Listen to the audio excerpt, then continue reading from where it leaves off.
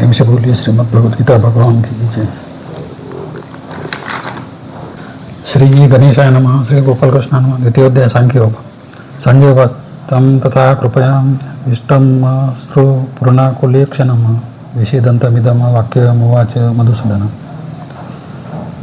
संजय म्हणाला, याप्रमाणे करुणेने व्यापलेल्या डोळे अश्रूंनी भरून गेलेल्या व खिन्न होऊन बसलेल्या अर्जुनाला मधुसूदन श्रीकृष्ण असे म्हणाले. अर्जुनाला जो विषाद उत्पन्न झाला होता तो कशाचा होता. आप्तजनांची हत्या करून पाप लागेल. वडील माणसाजवळ आदरणीय व्यक्तीजवळ युद्ध कसे करू. रक्तलांचे राज्यभोग नको. वीरांचे मरण झाले की कुलक्षय होतो. कुलक्षयाने कुलधर्म व कुलाचार नष्ट होऊन कुळात अधर्म प्रसृत होतो. मग स्त्रिया भ्रष्ट होतात. त्यामुळे वर्णसंकर होतो. त्यामुळे पिंडोदक कर्मे नष्ट होतात. पितर नरकात पडतात. राज्यलोभाने स्वजनांचा घात करणे महापाप आहे. म्हणून तो युद्ध करण्यास तयार होईना. त्याला भ्रांती कशाची झाली होती. मी मारणार आहे. मला धर्म अधर्म पाप पुण्य समजते. कौरव आतताई आहेत. कौरव व भीष्म द्रोणादी वडील वीर पुरुष युद्धास आले आहेत. ते लोभाने मी त्यांच्यापेक्षा लहान असलो तरी शहाणा आहे. युद्धात वीरनाश हेच एक वर्णसंकरास कारण होते. मनुष्य मर्त्य आहे. त्याच्या ठिकाणी अमरतत्व असे काही नसते. श्री भगवान कुतस्थ कश्मलमिदं विषमे समुपस्थितम अनार्य जुष्टम स्वर्गम कीर्तिकरमर्जुन. श्री भगवानाचे अर्जुन अनार्यजुष्टम अस्वर्गम अकीर्तिकरम इदम कश्मलम विषमे कृतत्वा समुपस्थित. श्री भगवान म्हणाले, अर्जुना, आर्यांना न शोभणारा, स्वर्गप्राप्तीचा आड येणारा आणि अपकीर्ती करणारा असा हा मोह तुला या संकटाप्रसंगी कुठून उत्पन्न झाला बरे. त्यामुळे अर्जुन विषण्ण होऊन लढणार नाही असे म्हणून बसून राहिला. तेव्हा भगवंताने त्याला त्याच्या विषण्णते ते 4 प्रकारचे दोष लगेच सांगितले. व ही दुर्बुद्धी हा काळीमा तुझ्या ठाई कसा अचानक उद्भवला असा प्रश्न विचारला. 4 दोष कोणते. मनातील संशय कस्मल, त्याची अनार्यजुष्टता, त्याचे कृत्य अस्वर्गीय आहे, ते अकीर्तिकर आहे. क्षत्रियाच्या मनात युद्ध करताना पाप पुण्याच्या वलताच विचार येणे हे कस्मल, काजळी, सावट आर्य व अनार्य यांची नीतिमत्ता वेगळी होती. आर्य याचा इतिहार्थ सुज्ञ सुधारलेला क्षत्रिय वर्णोचित कर्तव्य करण्यात मागे न सरणारा. दुष्ट म्हणजे आचरित. अनार्य लोकाप्रमाणे भावनांना सैल व सैर वाढू देणे हे अर्जुनाला शोभत नाही. युद्धातून मागे वळणे हे स्वर्गप्राप्तीच्या आड येते. अस्वर्ग म्हणजे अर्जुनाचा विषाद व त्याच्या स्वर्गप्राप्तीच्या आड येतो. कीर्ती ही वीर पुरुषाची प्रिया होय. युद्ध विन्मुख होणे म्हणजे कीर्ती नष्ट होणे, अपकीर्ती होणे. विषम प्रसंग म्हणजे युद्धाच्या समय शांततेचा काळ नव्हे असे नीती आणि तिचे विवेक विचार या युद्धापूर्वी सांगून झाले. पण कौरवांनी ऐकले नाहीत. अर्जुनाने शासनकर्त्याची भूमिका घ्यायची, पळून जायचे नाही. प्रथम प्रतिवादातच भगवंताने अर्जुनाचे महादोष दाखविले व अर्जुन ही जी अनर्थ परंपरा सांगत होता त्याच्या उलट प्रतिपादन केले. क्लैब्य महास्म धर्म पार्थ नैतत्वयुपपद्यते रुद्र दौर्बल्य तक्तोतिष्ठपर्यंत. हे पार्था, असल्या भ्याडपणाला थारा देऊ नकोस. हा तुला शोभत नाही. शत्रूंना ताप देणारा अर्जुना हे क्षुद्र मनोदौर्बल्य टाकून देऊन युद्धाला उभा राहा.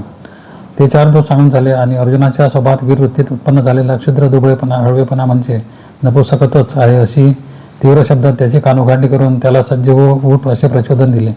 ते 4 दोष कसे त्याच्या अंगी लागतील याचे प्रतिपादन या अध्यायात प्रथमच केले आहे.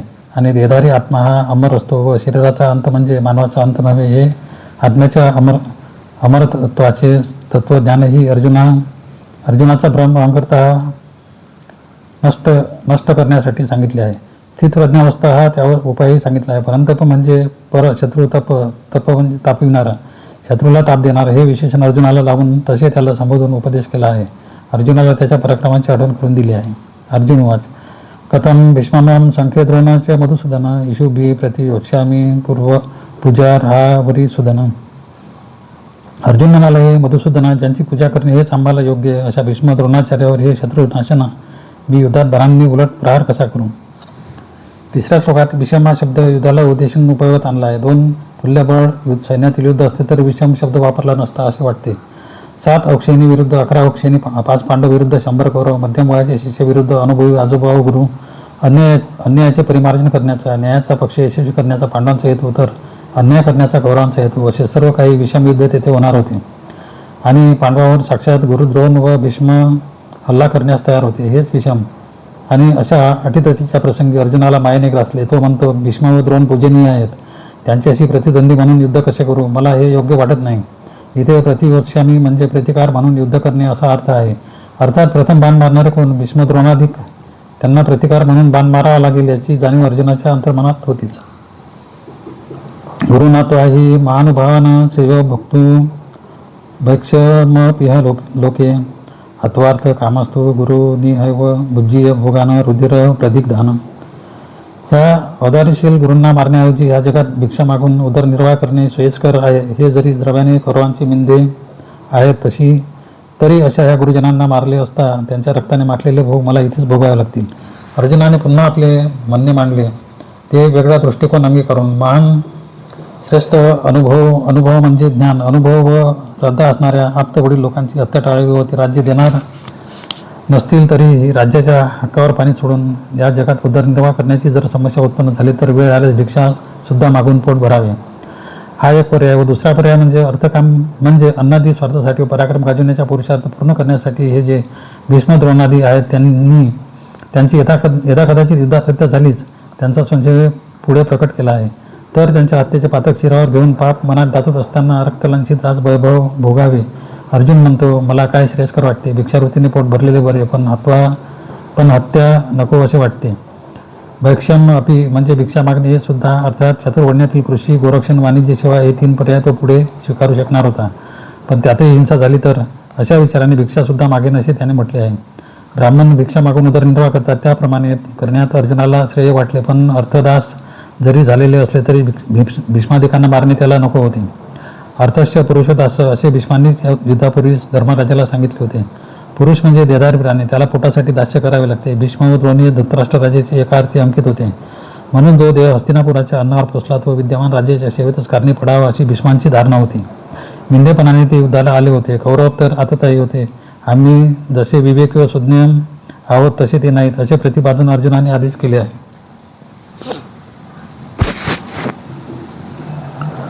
न चैतदिधो कतरम गरियो यद्दा जेयम यदि वा नो जे याने व झत्वान जिशी विषाम स्थिवा स्थिता प्रमुखे धातराष्ट्र.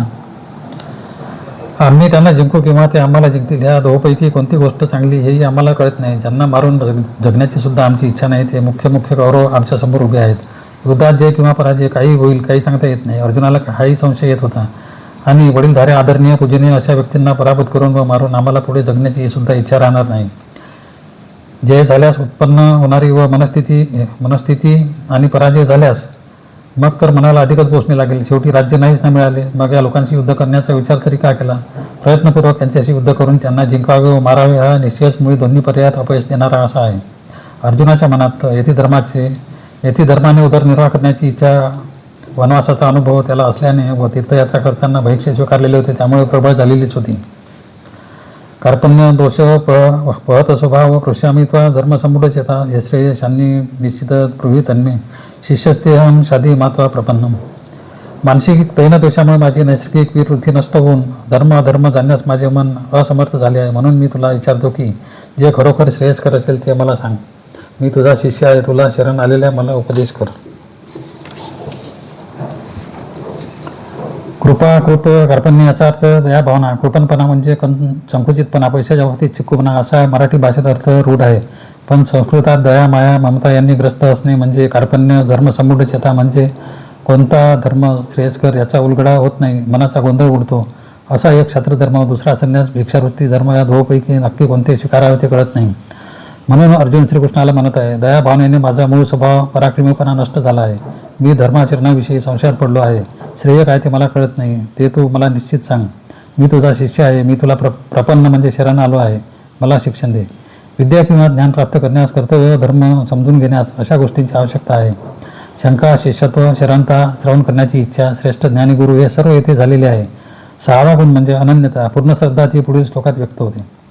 नाही प्रपश्यामी ममापनिद्या द्यच्छोक मच्छोषणन इंद्रिया नाम अवाप्य भूमा व सपत्न मृदम राज्य सुरणामेपी चाधिपत्यम. भूम असपत् पृथ्वीचे निष्कंटक व समृद्ध राज्य व देवांचे अधिपती मिळाले तरी माझ्या इंद्रियांना शोषून टाकणारा शोक कशाने नाहीसा होईल ते मला कळत नाही.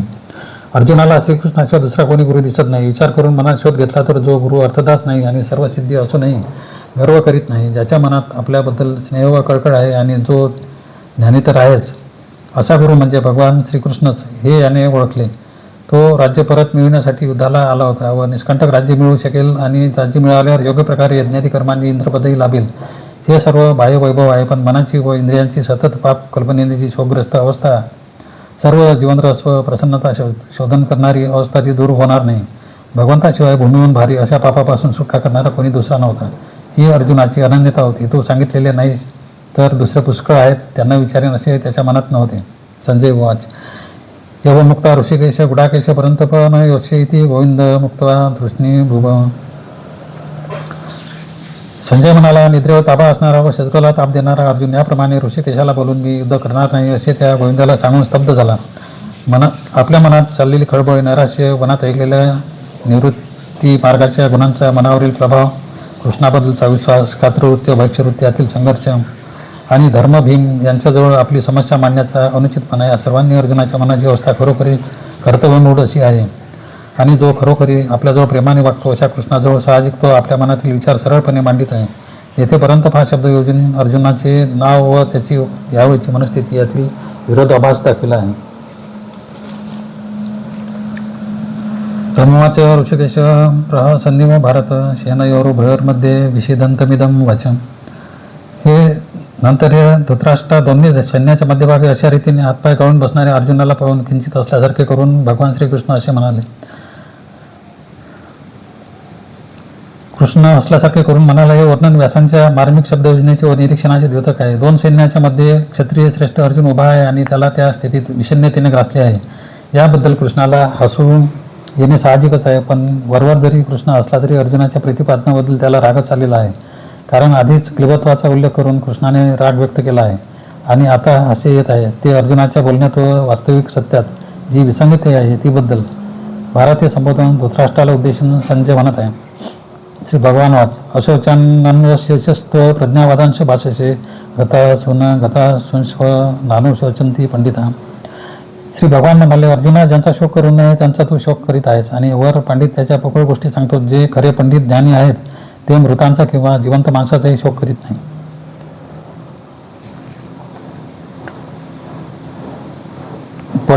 पंडित पंडा म्हणजे स्वच्छ बुद्धी असा बुद्धिवान तो पंडित. जे खरे ज्ञानी असतात त्यांची मनोभूमिका कशी असते त्याचे वर्णन या अध्यायात पुष्कळच आहे. मुख्य विचार असा आहे की देहामध्ये नष्ट होणाऱ्या अनेक गोष्टी आहेत, तरी जो आत्मा देह धारण करतो तो नष्ट होत नाही. मरणाच्या वेळी प्राणमय शरीर जड शरीराला सोडून जाते. त्याचबरोबर वासनामय व मनोमय देहही जातात. मागे शेवटी ते असे असते पंचमहाभूतांचे गाठोडे व ते हळूहळू किंवा अग्निसात केल्यास लवकर विघटित होत जाते. आत्मा विविध लोकातील सूक्ष्म शरीर धारण करतो व जड शरीरात प्राणमय कोशाचा प्रवेश करतो. तेव्हा देह चेतन दिसतो व सूक्ष्म तत्व सोडून गेले की देह अचेतन राहतो. नरकात पितरांचे हाल होतील वगैरे प्रतिपादन जेव्हा अर्जुन करतो व नंतर लगेच मी आपतांना मारून मला पाप लागेल असा युक्तिवाद करतो, तेव्हा या विसंगतीमुळेच श्रीकृष्ण असला. एखादा जिवंत आहे यामुळे सुद्धा सामान्य माणसाला शोक होतो. ही एक वेगळी वास्तवता व भगवद्वचनात दृष्टीत पडते. मनुष्य मेला म्हणून कोणी रडतात हे आपण समजू शकतो, पण अजून का मरत नाही अशा चिंतेनेही स्वतः आजारपणात खितपत पडलेला वृद्ध व त्याचे नातलगही दुःखी असतात. देवा सोडव रे या हालातून म्हणून असा मनुष्य मरण येत नाही याचे दुःख करतो. म्हातारा मेला तर तो सुटेल व आपणही सुटू असे म्हणणारे पुत्रपवित्र सर्वत्र आढळतात. आत्मा पुन्हा पुन्हा नवनवे देह धारण करतो व तो अजिबात अस्तित्वात नाही अशी वेळच कधी येत नाही. प्राणी व्यक्त स्थितीत असतात किंवा अव्यक्त स्थितीत असतात. हा विषय गीतेत अनेक प्रकारांनी तपशीलवार मांडलेलाच आहे. या 11व्या श्लोकात आत्म्याच्या अमरत्वाचा सिद्धांत सांगून झाला व नंतर तोच अधिक समजावून सांगितला आहे. कसा कसा तपशील दिला आहे ते पाहायचे आहेच.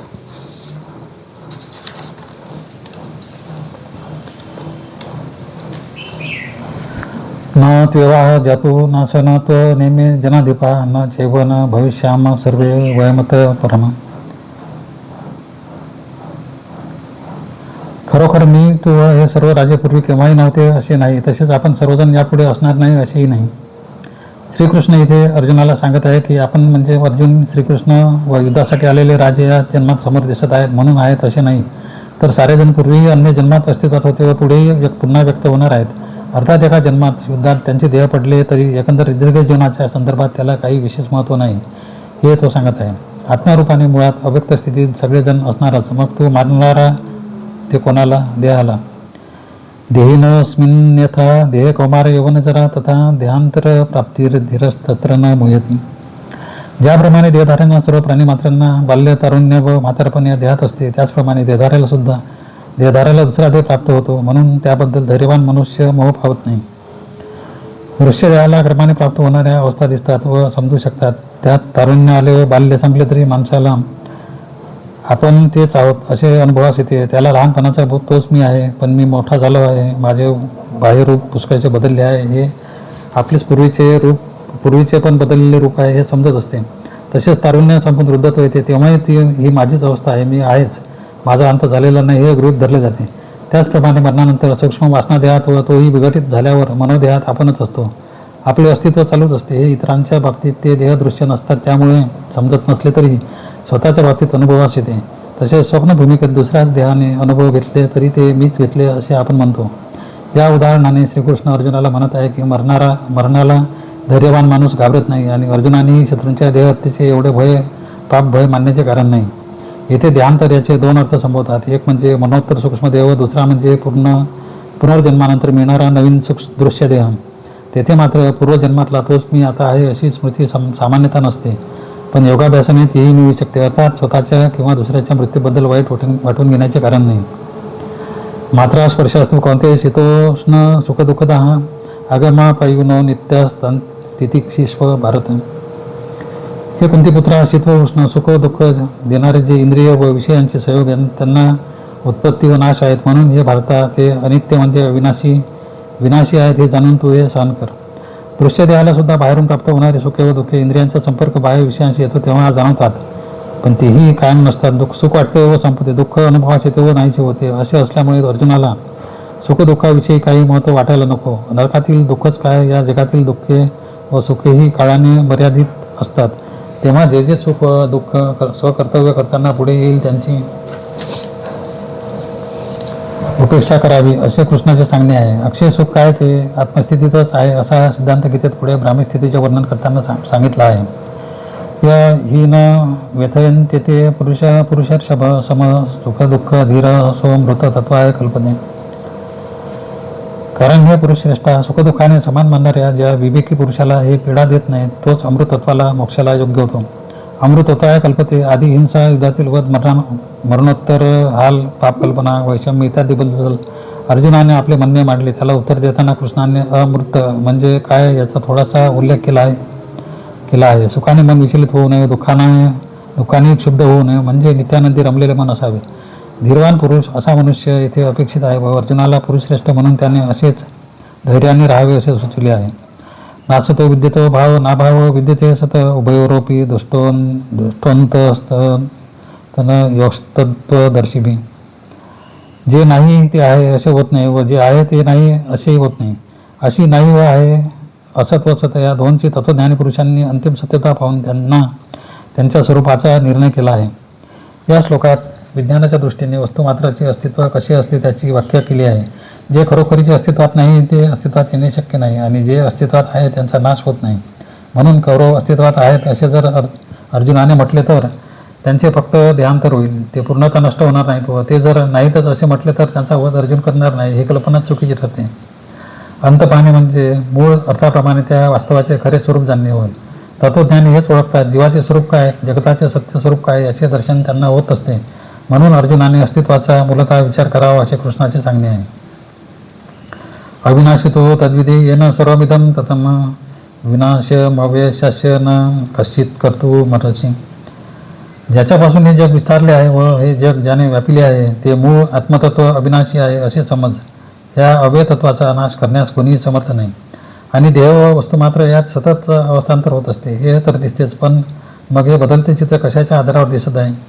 वस्त्रावर रंगीत आकृती छापल्या जातात, त्या विविध असतात व वस्त्रांचे मूळ अस्तित्व हे त्यांना आधार असते. सोन्याला निरनिराळे आकार देऊन त्यांची भूषणे घडवितात व सर्व बदलांचा आधार ते सोनेच असते. तसेच प्राणी व वस्तू यांच्या चरणशील नामरूपांना आधार असतो, तो नाश पावत नाही आणि त्यांचा नाश करण्याचे सामर्थ्य कोणाच्याच अंगी नसते. म्हणून तू स्वतःला संहारकर्ता मानू नकोस व तसे तू काहीच मूलतः नष्ट करू शकत नाहीस. इदम सर्वम या शब्दांनी इथे इंद्रियांच्या सर्वसामान्य शक्तीने भासमान होणारे दृश्य स्पर्शादी जग असा अर्थ आहेच. परंतु सप्तलोकापर्यंतची सर्व सृष्टी त्याचप्रमाणे अभिप्रेत आहे. कारण सत्यलोकापासून सर्वच लोक नाश पावून पुन्हा निर्माण होणारे आहेत, असे पुढे गीतेत अन्यत्र म्हटले आहे.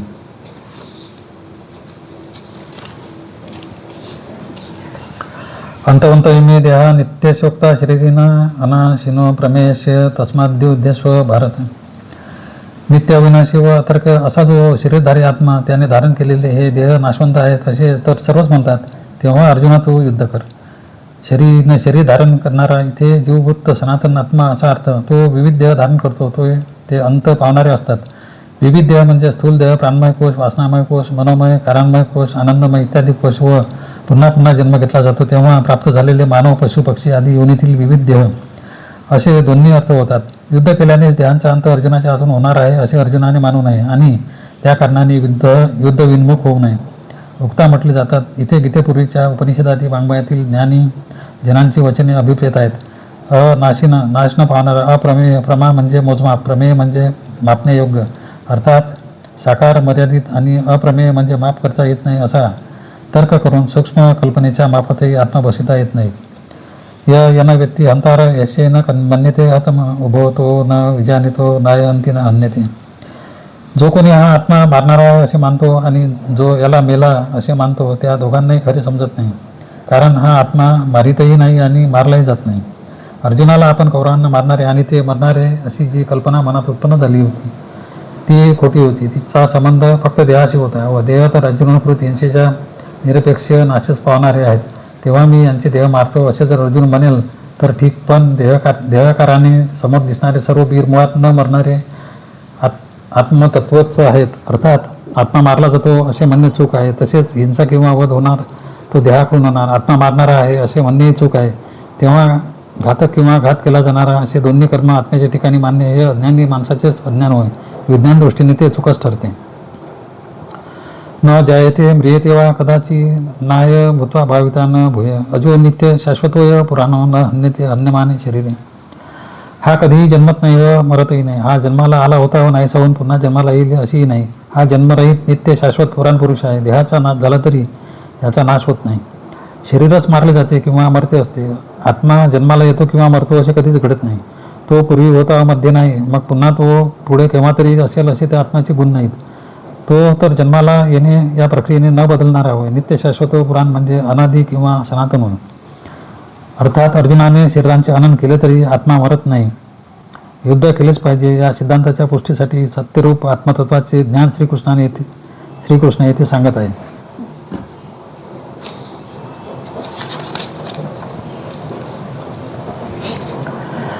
वेदा विनाशिन नित्यन यन मज व्ययम कथम स पुरुष पार्थकम घातयती अंती कम.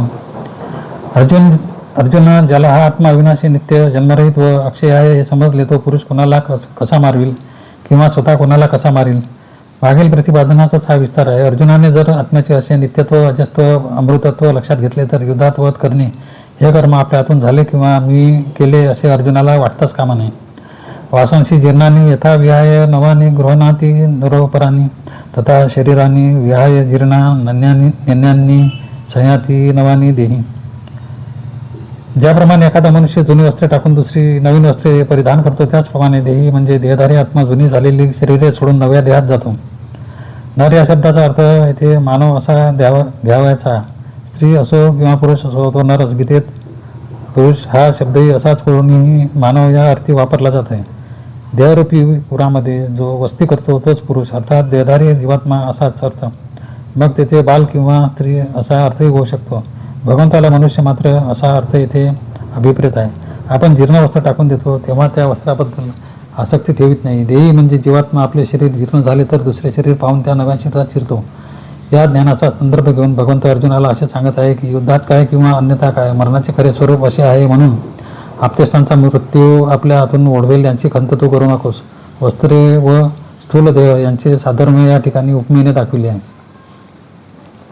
नयनं चिंदंती शस्त्रांनी नयनं दहती पावक न चैन क्लेदयंत्यप्य न स्वच्छयती मारुत. याला आत्म्याला शस्त्रे तोडीत नाही, अग्नी जाळीत नाही, तसेच याला पाणी भिजवीत नाही, अगर वायूही सुकवित नाही. देह म्हणजे आपण नव्हे. देहाला पंचमहाभूताकडून नाश किंवा आघात होण्याची शक्यता असते. देहात पृथ्वीतत्वाचे जडत्व स्थावरत्व असते. तो त्यामुळे शस्त्राच्या घावाने तुटू शकतो. ज्वलनशील पदार्थ शरीरात असल्यामुळे देह जळतो. पाण्याने भिजण्यासारखे द्रव्य शरीरात असल्यामुळे शरीर पाण्यात भिजते व पुसतेही आणि शरीरातील जलतत्व वायूच्या शुष्क झोपताने आटू शकते. हे सर्व विकार म्हणजे बदल जड देहाच्या 5 भौतिकतेमुळे होतात. पण आत्मा जरी देहस्थितीत नांदत असला तरी त्याला याचा उपसर्गही होत नाही. आपण हा देह म्हणजेच मी अशा भावनेने वागत असतो म्हणून व्यवहारात माझा हात दुखावला, मला भाजले आहे, मी पावसात भिजलो, माझे अंग कोरडे पडते, मी सध्या वाढलो आहे असे म्हणतो ते परमार्थता खरी नव्हे. अच्छेद्यो यम दह्यो यम क्लेद्यो शोचे यवचम नित्य सर्वगतम स्थानो रचलो सनातन. कधी न तोडता येणारा, न जाळला जाणारा, न भिजणारा, न सुकणारा असा हा आत्मा नित्य सर्वव्यापी स्थिर अचल सनातन आहे.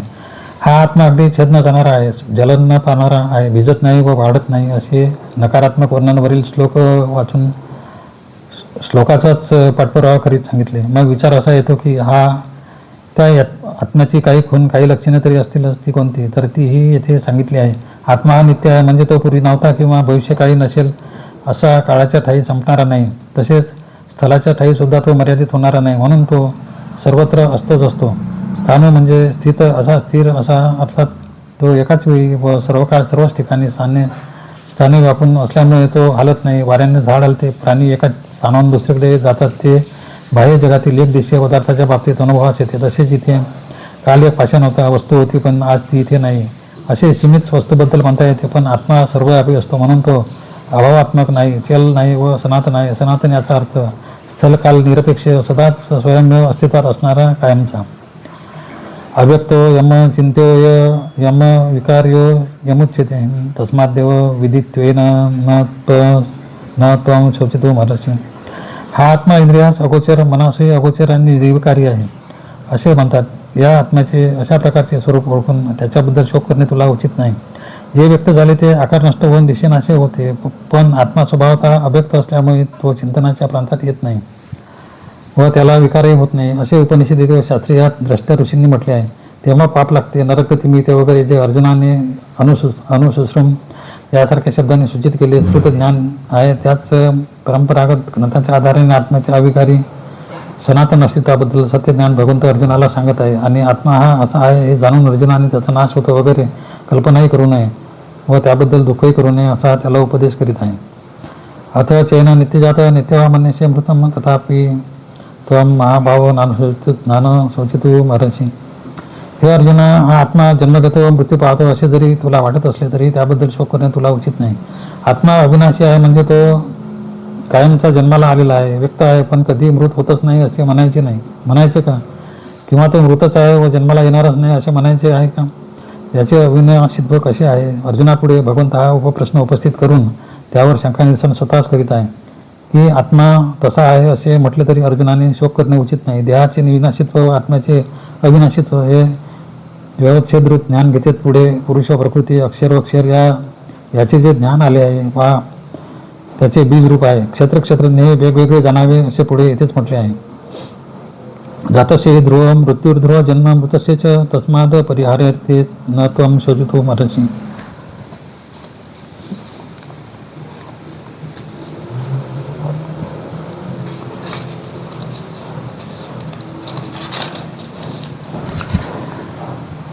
कारण जो जन्माला आला त्याला मृत्यू व ज्याला मृत्यू आला त्याला जन्म निश्चितच आहे. म्हणून या अटळ गोष्टीविषयी तुझ्यावरील मताप्रमाणे शोक करणे तुला उचित नाही. खरी गोष्ट अशी आहे की जे काही आकाराचे येते, जन्म पाहते, अव्यक्तातून व्यक्तावस्थेत येते, ते पुन्हा मरण पावणार असते, नक्की अव्यक्त होणारच. तसेच जे मरण पावले, अव्यक्तात लीन झाले, ते पुढे नक्की जन्म पावणार, आकारास येणार. हे स्वयं घडणारेच आहे, त्याचा परिहार करता येणार नाही. म्हणून हे अर्जुना, तू शोक करणे योग्य नाही. पुढे गीतेत रात्र व दिवस यांच्या प्रतिमेने अहोरात्र सिद्धांत मांडला आहे व सर्व सृष्टी व्यक्त कशी होते व अव्यक्त कशी होते ते सांगितले आहे. रात्र्याकमे विलीनते इत्यादी पहा. अध्याय 9 मधील श्लोक 7 व 8 पहा. जन्म मृत्यू त्याच्या पुनरावर्तनाचा नियम अध्याय 8 मध्ये श्लोक 23 ते 25 मध्ये सांगितला आहे. कोणते लोक स्वर्गात जाऊन परत जन्माला येतात ते अध्याय 9 मध्ये श्लोक 21 मध्ये सांगितले आहे. अव्यक्तादिनी भूतानी व्यक्त मध्यानी भारत अव्यक्त निधान नान्यव तत्र काम परी देवना. हे पार्था, ही भूते आरंभी जन्माच्या पूर्वी अव्यक्त स्थितीत असतात आणि शेवटी अव्यक्तातच लय पावतात. त्यांची मधली स्थिती मात्र दृश्य असते. त्याबद्दल दुःख कशाला? या आकारास आलेल्या वस्तू पूर्वी कुठे होत्या? दिसत नव्हत्या, व्यक्त झालेल्या नव्हत्या. तेव्हाचे त्यांचे स्वरूप तू जाणतोस का? तू तर समोर जे योद्धे दिसत आहे तेवढे पाहून ममत्व करुणा यांनी विरघळला आहेच. समोर वर्तमानात जे आकार दिसतात ते पुढे अव्यक्त होतात व जे मरण पावले ते तुला आता दिसत नाहीत. म्हणजे व्यक्ती वर्तमानात दिसते तेवढेच तिचे अस्तित्व नाही. आधी व मग जन्मापूर्वी व देहाचे विघटन झाले तरी मरणानंतर त्या व्यक्तीला अदृश्य अस्तित्व असतेच. अर्थात देहाकृती लयाच गेली तरी असती म्हणून जे आहे ते असतेच. मग त्यात वधात्मक हिंसा होते म्हणून शोक करण्याचे कारणच नाही. आश्चर्यवत पश्यती कशिदेन आश्चर्य वदंतती तथैव चान्य आश्चर्यवच्चैन मन्य शृणोती श्रुताप्येन वेदना चैव कशिद. केवढे आश्चर्य अद्भुत वस्तू म्हणून या आत्म्याकडे कोणी पाहतो, तसेच दुसरा कोणी आश्चर्याने याचे वर्णन करतो आणि त्याहून अन्य कोणी काय आश्चर्य म्हणून ऐकतो. पण याप्रमाणे पाहून वर्णन करून ऐकूनही यापैकी कोणी याला तत्वता जाणत नाही. हे जे व्यक्ताव्यक्त मूळ अस्तित्व आहे त्याचे ज्ञान डोळे वाचा व कर्ण यांच्याद्वारा होत नाही व मोठे आश्चर्य वाटते. देहाच्या इंद्रियांच्या मर्यादा विशिष्ट तेवढीच कंपन्या जाणण्या इतपत मर्यादित असतात आणि अव्यक्त रूप तर मर्यादाच्या बाहेर आहे. म्हणून भगवंत म्हणतात या आत्मरूपाला पाहणे आधी तर शक्यच नाही, पण स्वसंवेद अशामुळे असण्यापणाचे निदर्शन झाले तर ते एवढे अद्भुत असते की त्याच्या दर्शनाच्या क्षणी आश्चर्याचा प्रादुर्भाव होतो. वर्णन करू गेलो तरी अहो केवढे आश्चर्य म्हणून सांगायला सुरुवात करतो व जो ऐकणारा असतो तोही गुंग होऊन ऐकत बसतो. आत्म्याच्या आधीपासून जे अच्छेद्य असे व इतर विशेषणांनी नकारात्मक वर्णन केले व स्थाणू सनातन असे लक्षणात्मक वर्णन केले ते ऐकून माणूस त्या आत्मतत्वाची कल्पनाही करू शकत नाही. म्हणून कोणालाही नेहमीच्या जाणीवेने आत्मज्ञान होत नाही व हा सिद्धांत भगवंत येथे मांडतात. देही नित्य मध्ययम देहे सर्वस्व भारत तस्मात सर्वांनी भूतानी न त्वम शोचितो महर्षी.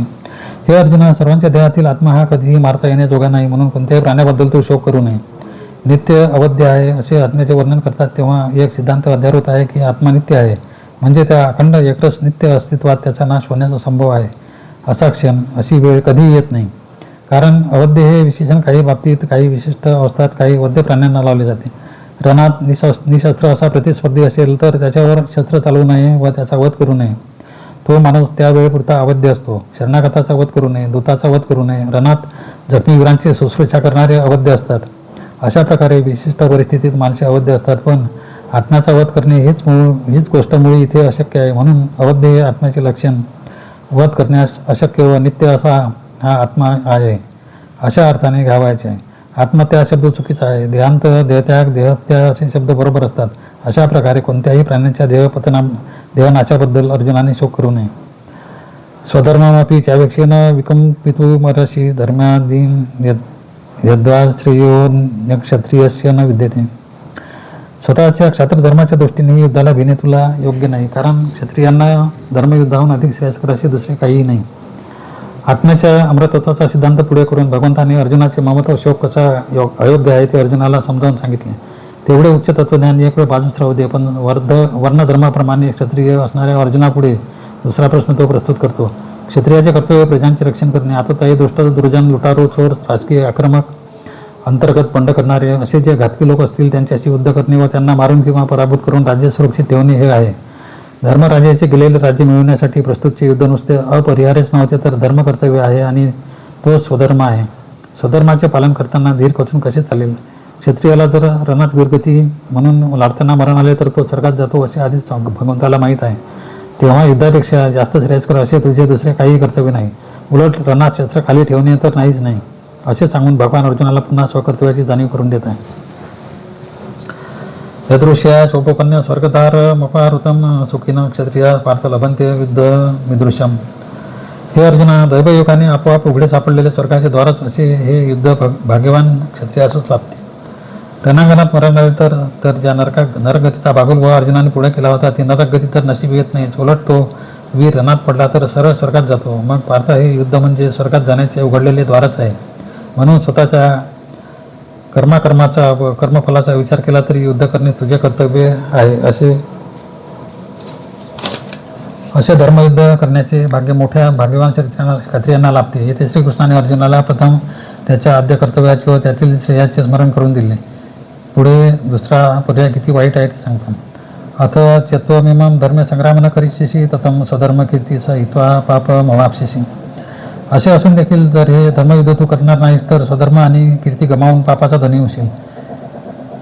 क्रमांक 3 ते 36च्या श्लोकात भगवंताने पळपुटा क्षत्रिय वीरांची शोचनीय दशा वर्णन केली आहे. धर्माप्रमाणे आवश्यक असे युद्ध न केले तर काय काय दुष्परिणाम होतात. स्वधर्माचा नाश होतो, कीर्ती नष्ट होते, पाप लागते. धर्माच्या आचरणात अकर्मरूप प्रमाद होतो, तेच पाप होय. अकीर्ती चाबी उतानी कथा इष्यंती ते व्यायाम संभावितस्य चकीर्ती मरणादिरिच्यते. इतकेच नव्हे तर सर्व लोक तुझी तशी अपकीर्ती सतत कथन करीत राहतील आणि संभाव्यतेला अपकीर्ती मरणापेक्षा अधिक दुःखदायक वाटते. आणि सर्व प्राणी तुझी दुष्कृती सांगतील. ती दुष्कृती अव्यय म्हणजे कधीही न थांबलेली असेल. युगानुयुगे अर्जुन म्हटला की पळालेला अर्जुन असे लोकांना आठवेल. येथे भगवंताने दुष्कृती एकदा झाली की वज्रलेप होतो असे जे म्हटले आहे त्याचा आपण नेहमी व्यवहारात अनुभव घेतो. उदाहरणच देऊया. विश्वामित्राची कथाच घ्या ना. त्याने गायत्री मंत्रासारखा महान मंत्र शोधून काढला व जगातील मानवांच्या उद्धाराची मोठी सोय केली. ही गोष्ट जेवढी आठवते त्याच्यापेक्षा जास्त पटकन आठवते ते विश्वामित्र व मेनका यांचे प्रकरण व विश्वामित्राची मेनकेची कन्या स्वीकारण्यास नकार देणे. दुसरे उदाहरण रामाचे. त्याच्या चरित्रातील त्याने केलेला बालीचा अन्यायघात व सीतेचा त्याग.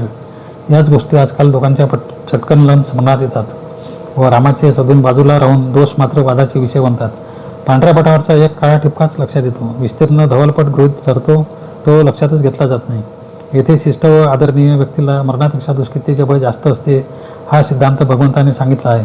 कारण अर्जुन महाधनुर्धर म्हणून जगन्मान्य झाला होता. कीर्तिरूपाने श्रेष्ठ माणसे जगतात, तेच त्याचे जीवन असते. दुष्कृती म्हणजे त्याचा मृत्यूच होय. भयाद्रणादुपरत मन्यन्ते स्व महारथा यशाच त्वं बहुमत भूता यशस्वी लागवून. महारथी वीर तर तू भयाने रणातून पळालास असे मानतील व जे तुला आतापर्यंत फार मान देतात तेच तुझी किंमत कमी समजू लागतील. अर्जुनाला पलायनापासून काय काय दुष्परिणाम होतील हे सांगताना भगवंत प्रसंगाचे चित्रच त्याच्या मनासमोर ठेवतो. आज परमोच्च वीर म्हणून लोक तुझा मान ठेवतात. महारथी लोकही अर्जुनाचा मोठ्या गौरवाने उल्लेख करत होते. त्याचे स्मरण देऊन श्रीकृष्ण पुढे म्हणतो, तू रणांगणातून मागे फिरलास एवढे शत्रू व मित्र वीर बघतील. त्यामागची तुझी भूतदया करुणा वगैरे काही लोकांना व महारथी शत्रूंना समजणार नाही म्हणून तू भिवूनच पळालास असे प्रतिपक्षी समजतील व पळपुटा अर्जुन म्हणून तू त्यांच्या दृष्टीने क्षुद्र ठरशील.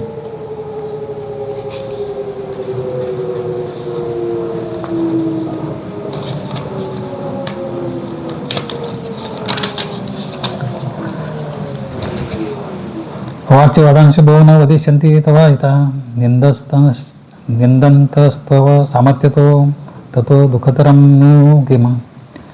आणि तुझ्या सामर्थ्याची निंदा करून तुझे शत्रू बोलू नयेत असे पुष्कळ शब्द बोलतील. यापेक्षा अधिक दुःखतर ते काय. अवाच्य अपशब्द शिवाय अर्जुनापुढे भयानक दुष्परिणाम सांगताना आणि त्याचे मन पराक्रमाकडे वळताना भगवान पुढे म्हणतात, अरे तुला पाण्यात पाहणारे अहित इच्छिणारे योद्धे तुला शिव्या घालतील. वारंवार व फार मोठ्या प्रमाणात निंदा होईल. कारण कौरव 101 होते. त्यांचे सेनापती मोठमोठे योद्धे होते. तेव्हा अंगी सामर्थ्य असूनही तुला भित्रा म्हटले, पळपुटा व असमर्थ म्हटले तर तुला किती दुःख होईल याची कल्पना कर. यापेक्षा दुःखद अशी काहीही गोष्ट नाही. हतो वा प्राप्सिसे स्वर्ग जित्वा भोक्षिषे महिम तस्मादोत्तिष्ठ कोणते युद्धाय कृतनिश्चय. युद्धात मारला गेलास तर स्वर्ग मिळेल किंवा विजयी झालास तर पृथ्वीचे राज्य भोगशील. म्हणून अर्जुना युद्धाचा निश्चय करून उठ. मनुष्याला कर्म प्रवृत्त करण्याला दोन प्रमुख प्रेरणा असतात. एक म्हणजे काहीतरी लाभ होईल आणि अशी अपेक्षा व दुसरी म्हणजे कर्म न केले तर काहीतरी नुकसान होईल अशी भीती. असा धाक अर्जुनाला श्रीकृष्णाने युद्ध न करण्याने कोणते दुष्परिणाम होतील याचा धाक याचे भय प्रथम दाखवून दिले. आता युद्ध करण्यात जे लाभ आहेत त्यात धर्म असा संग्रामात मरण आल्यास सहज स्वर्गप्राप्ती होते एवढा हा एक मोठा लाभ सांगून झाला. त्याही पुढे जाऊन श्रीकृष्ण म्हणतो, रणात मरण पावल्यास तू स्वर्ग व त्यातील सुखे प्राप्त करशील. पण स्वतः न मरता जर कौरवावर विजय मिळवलास तर या पृथ्वीचे राज्यवैभव प्राप्त करशील व सर्व प्रकारची ऐहिक सुखे भोगशील की जी क्षत्रिय राज्याला योग्यच असतात. म्हणून कुंतीपुत्रा उठ, आता युद्धच केले पाहिजे असा दृढ निर्धार करून युद्धाला सज्ज हो. युद्धाने स्वधर्माचरणाचे पुण्य ऐहिक सुख बहुरूप अभ्युद स्वर्गप्राप्तीतून श्रेष्ठगती दुष्कीर्तीपासून बचाव व प्रजारक्षणाचे कर्तव्य केल्याचे समाधान इत्यादी सर्व जमाच्या बाजू श्रीकृष्णाने अर्जुनाला दाखवून दिल्या. सुख दुःखे सम्यकृता लाभ जया जेव तो युद्धाय जसो नैव पाप महापशेषी. सुख व दुःख लाभ व हानी आणि जय व पराजय सारखी समजून युद्धाला तयार हो. असे केल्याने तुला पाप लागणार नाही. अशा प्रकारे परंपरागत विचारधारा संदर्भाला घेऊन श्रीकृष्णाने अर्जुनाला युद्ध करण्यास सज्ज हो म्हणून प्रचोदना दिली. त्याचवेळी त्याच्या मनात आले की हा अर्जुन आतापर्यंत ज्या ममत्वामुळे पापकल्पनेने ग्रस्त होऊन युद्धापरांगमुख झाला होता, त्या ममत्वाच्या ठिकाणी ईर्ष्या, क्रोध, क्रौर्य, सूडबुद्धी, देश अशा तीव्र विकारांचा जर मनात प्रादुर्भाव झाला तर जे पाप त्याला युद्ध न करण्यात लागले असते तेच पाप युद्धात करूनही लागेल. कारण कार्पण्य, अनाठही, दया, ममता, खांती, विषाद हे जसे विकृती रूप तसे द्वेष, ईर्ष्या, वैरभाव हे विकृती रूपच. म्हणून प्रथमच इथे भगवंताने फार मोठी समत्वबुद्धीची, कर्मयोगाची स्वतःची शिकवण, स्वतःची योगयुक्ती अर्जुनाला सांगितली आहे. तो म्हणतो, ऐहिक सुखाचे व स्वर्गसुखाचे आमिष मी तुला दाखविले खरे आणि दुष्कीर्तीने होणारे अहितही दाखविले खरे, पण हे दोन्ही विचार तू बाजूला ठेव. यापेक्षाही वेगळ्या व उच्च मनोभूमी करून तू युद्ध कर. ती भूमिका म्हणजे सुख व दुःख यांच्या बाबतीत समदृष्टी ठेव. सुख हवे मानू नको व दुःख नको.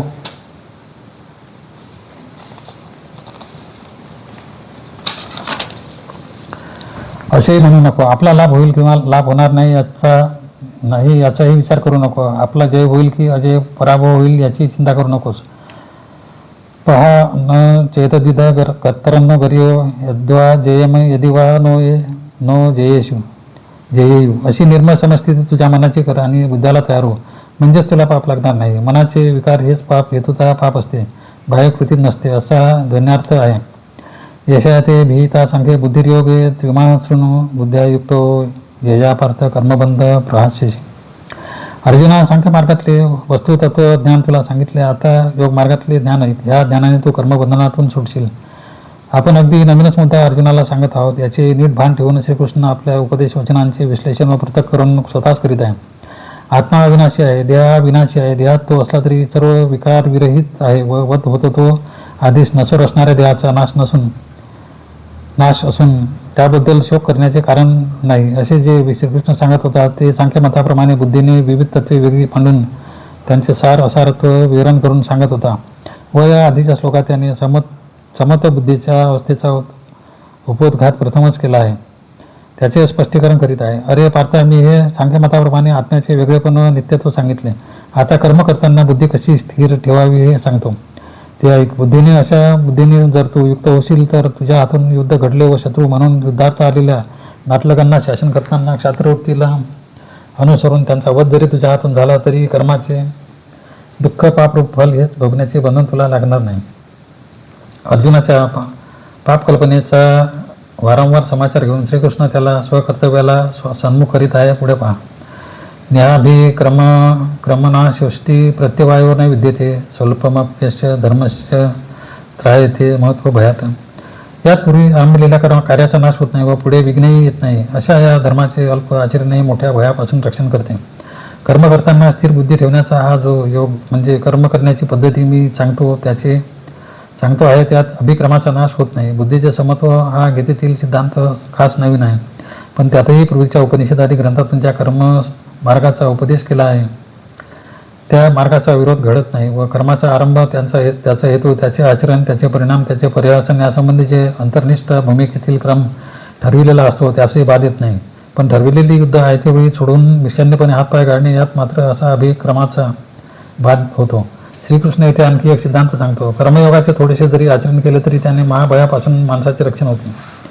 हे महाभय कोणते ते जरी इथे श्रीकृष्णाने पुन्हा सांगितले नसले तरी दुष्कीर्ती, अर्जुनाला घेणारा कमीपणा आणि धर्मकर्तव्याची हेळसांड वगैरेमुळे होणारे पांडवांचे व धर्मविचारांचे नुकसान हेच महाभय अभिप्रेत आहे. समत्वाने बुद्धी निश्चयात्मक ठेवली तर कर्म स्पष्ट निर्मल होते. वरील पतनरूप भयापासून वीराचा अर्जुनाचा बचाव होतो. असा प्राथमिक कर्मयोग प्रशंसेचा मुद्दा श्रीकृष्णाने मांडला आहे. व्यवसायात्मिका बुद्धिरेक एव कुरुनंदन बहुशाखा अनंताश्व बुद्धयो व्यवसानी सही नाम. हे कुरुनंदना, व्यवसाय म्हणजे कार्याचा निश्चय करणारी बुद्धी. ह्या मार्गात एक एकाग्र असावी लागते. कारण ज्याच्या बुद्धीचा अशा प्रकारे एक निश्चय होत नाही त्यांच्या बुद्धी म्हणजे वासना अनेक फाटे फुटलेल्या अनंत प्रकारच्या असतात. हे कुरुनंदना, तुला यातील मुख्य गोष्ट सांगतो ती म्हणजे या स्वधर्म पालनाच्या बाबतीत बुद्धी एकच ठेव, एकनिष्ठ ठेव, एकाग्र दृढ निश्चयात्मक ठेव. कारण हे तर स्वधर्माचे आचरण आहे. येथे अन्य पर्यायांचा विचारच उपयोग नाही.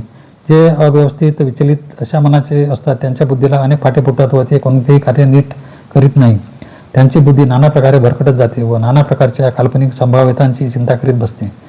त्यांचे चंचल मन कार्यासन्मुख होतच नाही. बुद्धीला इथे बुद्धयो असा बहुवचनी शब्द वापरला आहे.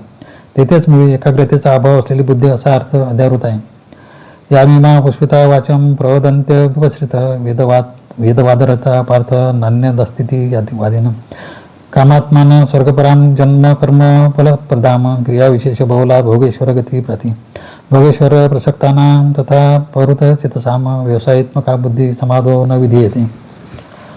हे पार्था, कर्मकांडात्मक वेदातील फलश्रुतीच्या वाक्यांनी बोललेले व त्याखेरीज दुसरे काही नाही व अनेक प्रकारच्या यज्ञ यागादी कर्मानेच पुन्हा जन्म होणे हे फल मिळून जन्मोजन्मी भोग व ऐश्वर्यही प्राप्त होतात असेच समजणारे, ते स्वर्गाची इच्छा धरणारे काम्य बुद्धीचे लोक असतात. वरील विचाराकडेच त्यांचे मन ओढले जाऊन ते भोग व ऐश्वर्य ह्यात घडून जातात व त्यामुळे त्यांची व्यवसायात्मक म्हणजे कार्याचा निश्चय करणारी बुद्धी कधीच समाधिस्थ म्हणजे एका ठिकाणी स्थिर होऊ शकत नाही. लाभ व हानी यांची वारंवार कल्पना करून सकाम कर्मे करणाऱ्या वेदोक्त कर्मकांडात व वादात मग्न असणाऱ्या मानवांच्या प्रतिपादनाचा, सिद्धांताचा व मर्यादितपणाचा भगवंताने येथे समाचार घेतला आहे. अर्थ स्पष्ट आहे. वेदांच्या त्रैगुण्य विषयक मर्यादेच्या पलीकडे मनाने गेले पाहिजे. फलाची आशा न धरता सर्व कर्म स्वतःचे कर्तव्य म्हणून करायची जी कर्मयोग युक्ती भगवंताने पुढे सांगितली आहे, तिच्या विरोधात ऐहिक पारलौकिक स्वार्थाने केले जाणारे यज्ञादी कर्म कसे आहे ते श्रीकृष्णाने येथे प्रथम सांगितले आहे. अविपश्रित या शब्दाने तर वेदातील मुख्य विषयांचे अज्ञान असणारे लोक असा अर्थ निर्देश केला आहे. त्रैगुण्य विषया वेदा निस्त्रैगुण्यो भवार्जुन निर्गंधो नित्य सत्वस्थो निर्योगक्षम आत्मवान. सर्व वेद हे सत्व रजवतम या त्रिगुणांच्या गोष्टीने भरलेले आहेत. म्हणून हे अर्जुना, तू त्रिगुणातीत द्वंद्वापासून अलिप्त शुद्ध सात्विक गुणांनी संपन्न व योगक्षमादी स्वार्थात न करता आत्मनिष्ठ असावं. येथे वेदातील विविध देवतांच्या सकाम प्रार्थना व त्यांच्या प्रीत्यर्थ केले जाणारे यज्ञ यांचा परामर्श घेऊन श्रीकृष्ण अर्जुनाला तिन्ही गुणांच्या पलीकडे मनाची अवस्था ठेवून शुद्ध सत्व गुणात मन स्थिर करून कर्म करूनही द्वंद्वरहित अशी स्थिती त्याने भोगावी व स्वतःचा योगक्षम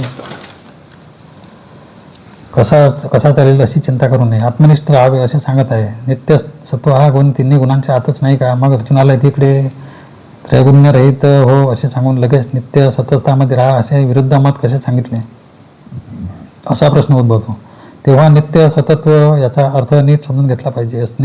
अस्तित्वात असणे ही गोष्ट त्रिगुणांतर्गत जर असेल तर ती अनित्य असते. एकापेक्षा दुसरा असे तिन्ही गुण मधून वरचढ होतात, म्हणजेच माणसाच्या वागणुकीत बदल होतो. पण आत्मनिष्ठ व योगक्षेमाची चिंता न करणारा मनुष्य नित्य स्थितीमध्ये अविनाशी तत्वामध्ये जाणीव ठेवून द्वंद्वरहितपणे आचरण करतो. तसा तू हो असे श्रीकृष्ण अर्जुनाला सांगत आहे. यावानर्थ उदपाने सर्वत संप्लुत उदके तावान सर्वेषु वेदेषु ब्राह्मणस्य विजानत. चोहीकडे सर्व जन्मय झाले असता विहिरीचे जेवढे महत्त्व काहीच नाही तेवढेच ज्ञान विज्ञान संपन्नाला सर्व कर्मकांडात्मक वेदांचे असते. या कर्मकांडाचे विधान करणाऱ्या वेदांना अनुसरणारा एरवी अज्ञानी माणूस इंद्रियांनी प्राप्त होणाऱ्या सुखभोगासाठीच प्रयत्न करत असतो व ते भोग मिळण्यासाठी तो मानवांची, वनस्पतीची, खनिजांची व मिळत असलेल्या देवांची मदत घेत असतो. तेव्हा त्यांच्या दृष्टीने यज्ञ करावेत व देवांना संतुष्ट करून ऐहिक सुखभोग मिळवावेत आणि मृत्यूनंतर स्वर्गात अनेक वर्षे सुखे भोगावीत हे ठीक असते. त्यांना वेदांचे महत्त्व असते, त्यातील विधिविधानांचे देवदेवतांचे महत्त्व असते. पण विहिरीतील पाण्यासारखे ते सारे मर्यादित संचित तेवढेच असते. आत्मनिष्ठ, आत्मवान, निर्द्वंद, नित्य सत्वस्थ व योगक्षेमाची चिंता न वाहणाऱ्या ज्ञानी मनुष्याला त्या वेदांचे महत्त्व फारसे वाटत नाही, कारण त्याचे मन सर्वव्यापी नित्य सनातन अविनाशी तत्वाशी जोडलेले असते.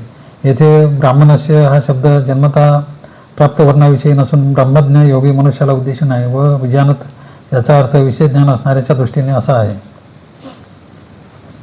कर्मण्यवाधिकारस्ते मा फलेषु कदाचन मा कर्मफले तु ब्रह्माती संगोत्सव कर्मणी. कर्म करण्यापुरताच तुला अधिकार आहे. फल मिळणे किंवा न मिळणे हे केव्हाही तुझ्या अधिकारातील नाही. म्हणून तू आपल्या कर्माचे अमुक फल मिळावे असा हेतू मनात ठेवून काम करणारा होऊ नको आणि कर्मे न करण्याचाही आग्रह तू करू नकोस. कर्म करताना मनुष्याच्या मनात जर निराशा वा तीव्र आशा असेल, कर्म सफल होईल की नाही याबद्दल शंका, चिंता, अपेक्षा, हाव अथवा हिरिरी असेल तर त्याच्या मनोदेहात व भावनामय देहात खळबळ माजते. चिंतेमुळे हृदयाचे ठोकेही कमी जास्त पडतात. कधी अंगाला घाम येतो, कधी मन कमालीचे अस्वस्थ होते व कर्म यथासंग बिनचूक होत नाही. भाव व लाभेचे यांचा संघर्ष मनात उठतो आणि कर्मात प्रमात्त होतातच. त्याचबरोबर मनुष्याला नैराश्य ग्रासून टाकते. हा सर्वांचा अनुभव आहे. मनुष्याचे कर्तव्यच मुळी प्रतिभाषिक काल्पनिक सुखांच्या मागे न लागता वर्णाश्रम धर्माप्रमाणे जे नेमून दिलेले कर्तव्य कर्म असेल ते निरभ्र मनाने करावे असे आहे. म्हणजे ते कर्म मी केले असा गर्वही वाटत नाही व न झाले तरी त्या मी अयशस्वी झालो या विचाराने दुःखही वाटत नाही. बरे, निसर्गाचा प्रकृतीचा नियमच असा आहे की कारण व कार्य निगडित असतात. कर्म व फल ही परस्पराशी बद्ध असतात. कोणतेही कर्म केले तर त्याचे फल ते उत्पन्न होणारच. मग फल मिळेल की नाही याची चिंता नको, अभिलाषही नको. फळाची चिंता करण्याचे काहीच संयुक्तिक प्रयोजन नसते. बरे, हा माणसाचा अधिकार वर्णाश्रम धर्मानुसार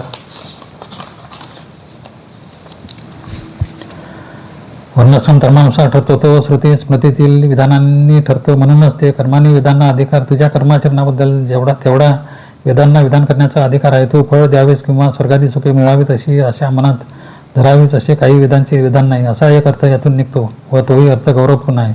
मला फळ नको, मग मी कर्म तरी कशाला करू, मी नुसता अकर्मण्य राहीन असे मग मनुष्य म्हणेल तर ते चूक आहे. तर एक तर कर्म केल्याशिवाय मनुष्याला राहताच येणार आहे. हा विषय गीतेत पुढे आलाच आहे. श्वासोश्वास, अन्न पाणी ग्रहण करणे, हृदयगती, पचन, निद्रा, जागृती, रक्ताविचरण, नखे व केस वाढणे, करचरणांची हालचाल, अशा अनेक प्रकारचे चलनवलन जे माणूस करतो तेही अटळ कर्मच आहे. त्यामुळे फळ नको तर कर्मच करणार नाही असा निग्रह करणे माणसाला शक्य नाही. म्हणून अकर्माचा संग धरू नको असे सूत्रमय उपदेश वचन श्रीकृष्णाने ते सांगितले आहे. योगस्थ कुरु कर्माणी संग त्यक्ता धनंजय सिद्ध्या सिद्ध्यो समो भूत्वा समत्व योग उच्यते. हे धनंजया, कर्मफलाची आसक्ती सोडून आणि यश अपयशाविषयी समबुद्धी ठेवून योगयुक्त उत्साहात कर्म कर. अशा समत्वबुद्धीला योग म्हणतात. समत्व म्हणजेच योग असे म्हणताना श्रीकृष्णाला कर्मयोग असे म्हणायचे आहे. कर्मफळ मिळण्या न मिळण्याशी, मनातील आशा वासनांशी, स्वतःच्या गर्वकल्पनांशी असणारा संग सोड आणि स्वतः समत्वात चित्त स्थिर करून योगस्थ कर्मे कर असे श्रीकृष्ण सांगतो. पुन्हा हे सांगतो की कर्मसिद्धीच गेले काय किंवा न गेले काय, मनाचे समत्व चित्ताचे संतुलन बिघडू देऊ नको. कारण या योगाचे बुद्धियोगे त्रिगुणाश्रम स्वरूपच मुळी समत्व हे आहे. दुर्यन एवर कर्म बुद्धियोगा धनंजयन उद्धव शिरानं मन विच्छ कृपणा फल हेतव. समत्व रूप बुद्धियोगापेक्षा बाह्यकर्म फारच कनिष्ठ आहे. ह्याच तो धनंजय, ह्या साम्य बुद्धीच्या ठिकाणी आश्रय शोध. फलाकडे दृष्टी ठेवून काम करणारे लोक कृपण म्हणजे दीन किंवा तुच्छ होत. अवर म्हणजे कमी प्रतीचे, दुर्यन म्हणजे फारच, कर्म म्हणजे सकाम कर्म, बुद्धियोग म्हणजे समत्वयुक्त बुद्धी ठेवून कर्म करण्याचा योग. कृपण याचा एक अर्थ ममत्वाने विरघळलेला, कृपा करणारा असा होतो. पण येथे कृपण म्हणजे मर्यादित संकुचित मनाचे असा होतो. फल येतो म्हणजे तत्पुरुष समासाप्रमाणे फळ मिळावे असे येतो. बहुरुही समासाप्रमाणे फळाचा हेतू ज्यांनी धरला आहे असे. बुद्धियुक्त जहातीय उभे सुकृत दुष्कृते तस्माद्योगा युजश योग कर्मसु कौशलम. साम्य बुद्धीने जो युक्त झाला तो पुण्य वा पाप या दोहोंचाही त्याग करतो. म्हणून तो बुद्धियोग संपादन करण्यास तयार हो. कर्माचरणात समत्व बुद्धिरूप योग साधणे हे खरे कौशल्य आहे, त्यात सहजता आहे. इथे श्रीकृष्ण सुकृत दुष्कृत म्हणजे पुण्य वा पाप या दोन्ही कल्पनांचा समाचार घेत आहे. अर्जुनाच्या मनात पाप मेवा श्रेय दस्मान वगैरे हिंसेतील पापाची कल्पना होती, तशीच त्याच्या विरुद्ध म्हणजे पुण्याची कल्पनाही होती. या दोन्ही कल्पनांचे सावट कर्मावर पडते. ते कसे टाळावे? स्वधर्म व स्वाश्रमधर्म, स्ववर्णधर्म याचे आचरण करण्याच प्रशस्त आहे आणि ती समत्वाने युक्त बुद्धी ठेवून करावी. म्हणून श्रीकृष्ण अर्जुनाला योगाचा अवलंब करावा असे सांगत आहे. शेवटी कर्मात योगाचा अवलंब करणे यातच सुख आहे, सहजता आहे. कौशलम या शब्दापासून कौशलम हा शब्द बनलेला आहे. मराठीत कौशल्य या शब्दाचा अर्थ चातुर्य, हुन्नर, तरबेजपणा वगैरे आहे. पण संस्कृतमध्ये कुशलम याचा अर्थ पत्रात आपण बाकी सर्व क्षेम कुशल असे लिहितो त्यातील कुशल शब्दाचा जो अर्थ होतो तो आहे सुखी, सुखरूप, खुशाल अशा अर्थाने कर्म करण्यात सुख जर कशात असेल तर ते योगिक चित्ताच्या अवस्थेत असते.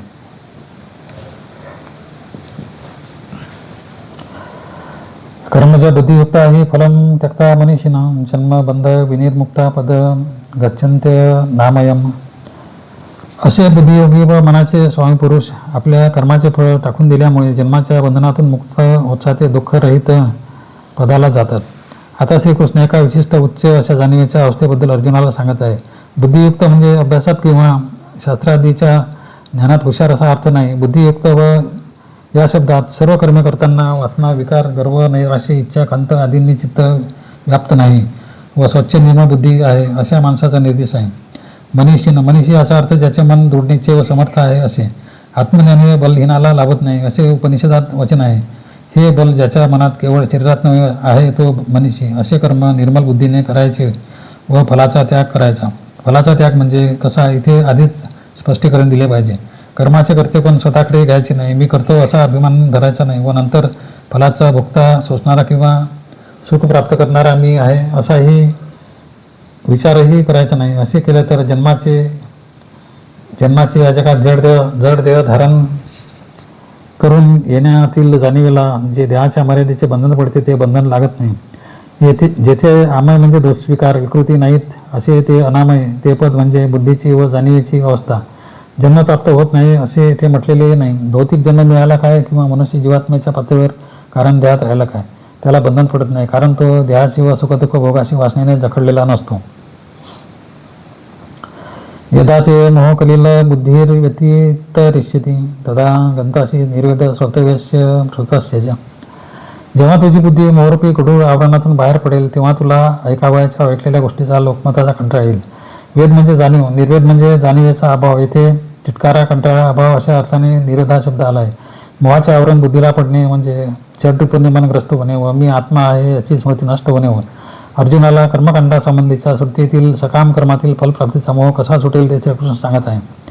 बुद्धीचा मोह दूर झाला तरच तू ऐकीव माहितीच्या प्रभावातून सुटशील असे तो म्हणतो. इथे अनुसूश्रम असे अर्जुनाने प्रथमाध्यायात म्हटले आहे. तेथे महाभारतातील वनपर्वात पांडवांनी ऋषीकडून ज्या पुण्याच्या कथा ऐकल्या होत्या त्यांचा प्रभाव त्याच्यावर होता. वेदश्रुती यांना श्रीकृष्णाने येथे जे होऊन ठरविले आहे ते आत्मज्ञानाच्या तुलनेने फक्त आहे हे लक्षात ठेवावे. वेदात सकाम कर्माच्या पलीकडे जाऊन परमेश्वराची चिंतन आहे हे लक्षात घ्यावे. सनत्सुजात पर्वात सतकुमार धृतराष्ट्राला वेदामध्ये सगुण व निर्गुण दोन्हीचा परामर्श घेतलेला आहे असे सांगतात. पुरुष सूक्तातील विराट वर्णनात पहा, इथे सकाम अशी प्रार्थना कोठे आहे असो.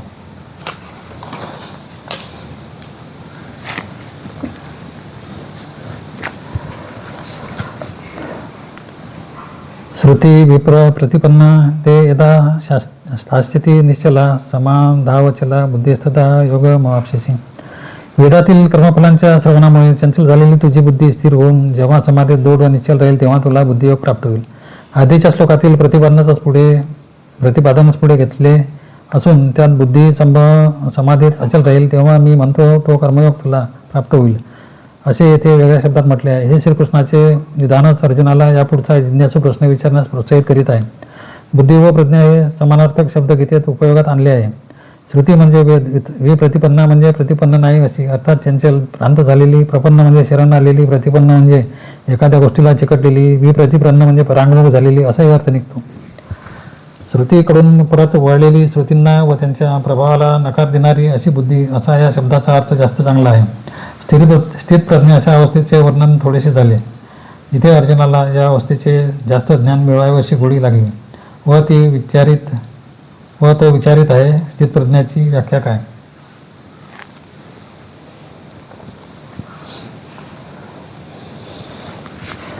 अर्जुन वाच. स्थितप्रज्ञश्च का भाषा समाधीस्थस्य केशव स्थितदी कि प्रभाषित किंमाचित व्रजत किंवा. अर्जुन म्हणाला, केशवा समाधी स्थितीत असलेला स्थितप्रज्ञा कोणाला म्हणावे? स्थितप्रज्ञ कसे बोलतो, कसा राहतो आणि कसा वागतो, चालचलवणूक ते मला सांगा. एखाद्या माणसाच्या मनाची अवस्था काय आहे हे चाणाक्ष माणसा दृष्टीला त्याच्या हावभावावरून, मुद्रेवरील भावनावरून, त्याच्या डोळ्यावरून, त्याने जर वाणीने प्रकट केले तर बोलण्यावरून थोडेफार लक्ष देते. श्रीकृष्णाने समाधिस्थ स्थिर बुद्धीचा मनुष्य योगयुक्त समर्थ बुद्धीने किंवा सर्व विविध कर्मे करतो असे जे वर्णन केले आहे त्यामुळे अर्जुनाला आपणही तसे करावे अशी इच्छा झालेली होती. बाह्य लक्षणावरून असा स्थितप्रज्ञ मनुष्य कसा ओळखावा त्यासंबंधी अर्जुन पृच्छा करतो. भाषा म्हणजे व्याख्या. भाष्य म्हणजे विस्तृत वर्णात्मक व्याख्या. तो कसा बसतो, कसा चालतो हे प्रश्न वाच्यार्थाने घ्यायचे नाहीत. एकंदर त्या माणसाचे आचरण कसे असते असा या प्रश्नाचा रोख आहे. आपणही जर त्या भूमिकेत असलो तर आपले आचरण कसे होईल या प्रश्नाला मागचा सुप्त प्रश्न आहे. पण अर्जुनाने सामान्य सिद्धांत विचारला आहे व त्यावरून तो ते वर्णन पुढे स्वतःला लागू करून पाहिजे.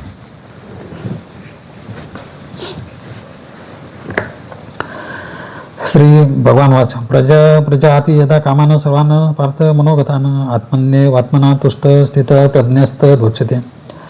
श्रीकृष्ण म्हणाले, हे अर्जुना, मनुष्य जेव्हा सर्व वासना टाकतो व आपल्या स्थायी संतुष्ट होऊन राहतो तेव्हा त्याला स्थितप्रज्ञ म्हणतात.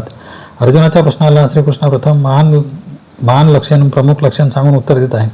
स्थितप्रज्ञ कोणाला म्हणावे तर मनातील सर्व इच्छा जो टाकून देतो, जेव्हा टाकून देतो व स्वतःचे चित्त मन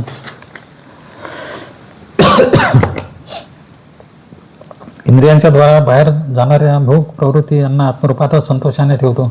त्यांना कुठेही बाहेर धावू देत नाही. तो स्थिरप्रज्ञ होय असे त्याचे मुख्य सांगणे आहे. उच्चत्या क्रियापदावरून इथे हे लक्षात घ्यावे की त्या मनुष्याला शास्त्रवेत्तेपूर्वीचे व त्यावेळेचे ज्ञानी ऋषीच स्थिरप्रज्ञ म्हणतात. श्रीकृष्णाची ही काही नवीन युक्ती नाही. उपनिषदातही आत्मस्थिती सोडून योगी बाहेर प्रवृत्त होत नाही याची वर्णने आढळतात. दुःखेश नुद्विग्न मना सुखेशु विगत स्पृह वितराग भयक्रोध स्थित धीर मूर्णी रुच्यते.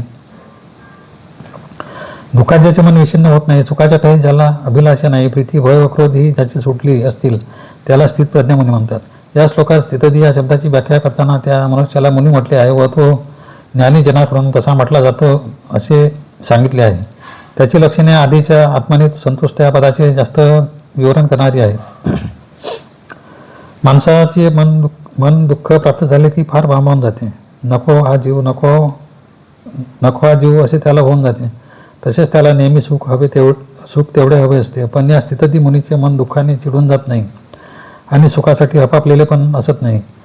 इथं पलीकडे गेलेला वित याची मनाची अवस्था, आवड, राग याचा मूळ अर्थ भय व क्रोध याच्या पलीकडे गेलेली असते. इथे हे उघड दिसते की कौरवाबद्दल अनुराग, राग, ममत्व हे अर्जुनाने बाळगू नये. आपल्याला पाप लागेल असे भयही बाळगू नये आणि या उलट मनात कौरवाबद्दल संताप, क्रोध व या भावनाही आणू नयेत. पण पर्वात सर्व पांडव व द्रौपदी आपसात कौरवांच्या दुष्कृत्याबद्दल चीड, संताप, सूड घेण्याचे संकल्प आणि भयंकर क्रोधाने बोलत असत. हे येथे लक्षात घ्यावे. चीड न येता केवळ कर्तव्य म्हणून युद्ध करायला हवे हे श्रीकृष्ण पर्यायाने अर्जुनाला सूचित आहे. सर्वत्रानभिस्न्यस्त तत्प्राप्य शुभाशुभम नंदती न द्वेष्टी तस्य प्रज्ञा प्रतिष्ठिता. जो सर्व गोष्टीत आसक्त असतो व बरे वाईट प्रसंग प्राप्त झाले असता त्याच्याबद्दल हर्ष किंवा द्वेष मानित नाही, त्याची बुद्धी स्थिर होय. ज्याची प्रज्ञा निरंतर जागरूक असते, तिचा प्रकाश ज्याच्या प्रत्येक क्षणाच्या आचरणावर सतत पडत असतो व त्या प्रज्ञ माणसाचे हे वर्णन आणखी एका दृष्टीने मांडले आहे. तो स्नेहाने कोणत्याही व्यक्तीशी गुंतलेला नसतो. तसेच कोणत्याही कर्माला, कल्पनेला, सिद्धांताला, द्वैत भावनेला कशाला स्नेहपाशाने अडकलेला नसतो. स्वतःकडे कोणत्याही कर्माचे आचरण करण्याचे कर्तृत्व तशी इच्छा त्याला नसते. पण त्याच्यावर बाहेरून भौतिक, दैवी किंवा स्वतःच्या शरीरातून सुखाचे किंवा दुःखाचे तरंग आदळत असतात. लौकिक दृष्टी ते कधी शुभ असतात तर कधी अशुभ असतात. त्यावेळी त्या माणसाची सामान्य माणसासारखी प्रतिक्रिया होत नाही. तो चांगले झाले तरी मोठा आनंदही मानित नाही आणि वाईट झाले तरी दुःख, नावड, तिटकारा हेही वाटून घेत नाही. असा मनुष्य संवेदनक्षम नसतो, अगदी कठोर निबर असतो असे मात्र नाही. त्याला शुद्ध जाणीवेच्या स्वरूपात सगळे अगदी तीव्रतेने जाणवत असते. पण तो त्या संवेदना आत्मस्थितीतच जिरवतो, बाहेर प्रतिक्रिया करीत नाही. आकाशात जसा नाद विलीन होतो तसे सर्व तथोक्त शुभाशुभ कर्म त्याच्या ठिकाणी विलीन होते. यदा संवरते चाय कुर्मनिव सर्वशः इंद्रियानिंद्यार्थ्यभ्यस्तेस्य प्रज्ञा प्रतिष्ठिता.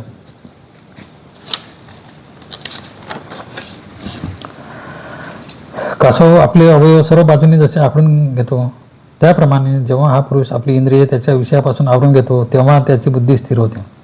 इथे प्राणीसृष्टीतील कासवाची उपमा दिली आहे. कासव आपले चारी पाय स्वसंरक्षणाच्या हेतूने कठीण पाठीच्या अर्धगोलाकृती आकृतीत आवरून घेतो. तसा स्थितप्रज्ञ आपली इंद्रिये त्याच्या भोग्य विषयापासून आवरून घेतो असे म्हटले आहे. अयम हे सर्वनाम स्थितप्रज्ञासाठी योजिले आहे. स्थितप्रज्ञ मनुष्य कासवाप्रमाणे असतो असे म्हणायचे आहे. पण कासवाचा अवयव आवरून घेण्याचा हेतू व स्थितप्रज्ञाचा इंद्रिय अंतर्मुख करण्याचा हेतू वेगळे असतात. तेथे भय असेल पण याच्या बाबतीत विरक्ती आहे. हा फरक लक्षणीय आहे. विषया विनिवर्तन्ते निराहारस्य देहिन रसवर्ज्य रसोप्यस्य परम दृष्ट्वा निवर्तते. इंद्रिय विषयांचे भोग न घेणाऱ्या पुरुषाचे विषय सुटतात, पण त्याच्या मनातील विषय भोगाची आवड नाहीशी होत नाही. परंतु ब्रह्मानंदाचा अनुभव आल्यावर तोही विषयाची गोडी नाहीशी होते. हा श्लोक साधना मार्गातील मानसशास्त्र चांगले सांगणारा आहे. आहार म्हणजे इंद्रियांच्या द्वारा विषयांचे जाणीवेत ग्रहण करणे. जो मनुष्य इंद्रियांनी विशिष्ट भोग घेणे थांबवितो त्याला ते भोग न घेण्याची सुद्धा नकारात्मक सवय लागते. हळूहळू त्या विषयाशिवाय तो जीवन घालवू लागतो. पण मनात चुकतं अशी त्या भोगाची व त्यातील सुखाची आठवण राहतेच. पुन्हा जर मनाचा बेसावत क्षण असताना तो विषय समोर आला तर मनुष्य पटकन तो विषय ग्रहण करतो. पुष्कळ दिवसात असा पदार्थ खायला मिळाला नव्हता किंवा पुष्कळ दिवसात अमुक एक वस्तू पाहायला मिळाली नव्हती, आज मिळाली, त्याने फार बरे वाटले असे तो म्हणतो. पण पुढे जर त्याला सत्संगती लाभली तर त्याला देवभक्तीची गोडी लागते. भजन पूजन कथा कीर्तन आवडू लागते. देवांच्या सगुण साकार मूर्तीचे ध्यान आवडू लागते. वेदांत श्रवणाने आत्मविषयक चिंतनाची गोडी वाढत जाते आणि इतर विषय भोगाची सुप्त आवड जी आतापर्यंत होती तीही नाहीशी होते. तो संसार विषयात खराच विरक्त होतो. विनिवर्तनते म्हणजे दूर गेले तरी परत येतात व निवर्तनते म्हणजे खरोखरी दूर जातात, संपर्क येत नाही असा अर्थ आहे. संसारातून हळूहळू मन निवृत्त कसे करावे व कसे होते ते यात सांगितले आहे. पर म्हणजे इंद्रिय मनातील आत्मा होय. एतत यपि कौंतेयं पुरुषस्य विपश्रित इंद्रियानी प्रमाथिनी हरंती प्रसवम म्हणा. हे अर्जुना, विद्वान पुरुष स्वतः कितीही प्रयत्न करीत असला तरी ही दांडगी इंद्रिय त्यांचे मन जबरदस्तीने भलतीकडे ओढून नेतात. कासवासारखी इंद्रिय विषयापासून अंतर्मुख करायची आणि इंद्रियांना त्यांचे विषय व त्यातील आसक्ती कमी करायला शिकवायचे. मग सत्समागमाने परमार्थाची गोडी लागेल व विषयांची आवडच नाहीशी होईल. हे सगळे कसे क्रमाक्रमाने होत जाईल. आपण ते करू शकू असे विद्वान हुशार माणसाला वाटते व एखादा असे काही सांगू लागला की ऐकणाऱ्याला वाटते, हां एवढेच ना, मीही प्रयत्न करून पाहतो, इंद्रिय ताब्यात ठेवतो, रोज हाच निधिध्यास लावून घेतो. फुलाचा वास घ्यायचा नाही, मऊ कपडे वापरायचे नाही, मित व सात्विक आहार घ्यायचा, कामना उत्पन्न होईल असे काही बघायचे नाही, मन विचलित होईल असे गायन वादन ऐकायचे नाही. सारांश, प्रयत्नपूर्वक इंद्रिय डांबून ठेवायची असा बेत तो करतो व तीव्र तप करायला सुरुवात करतो.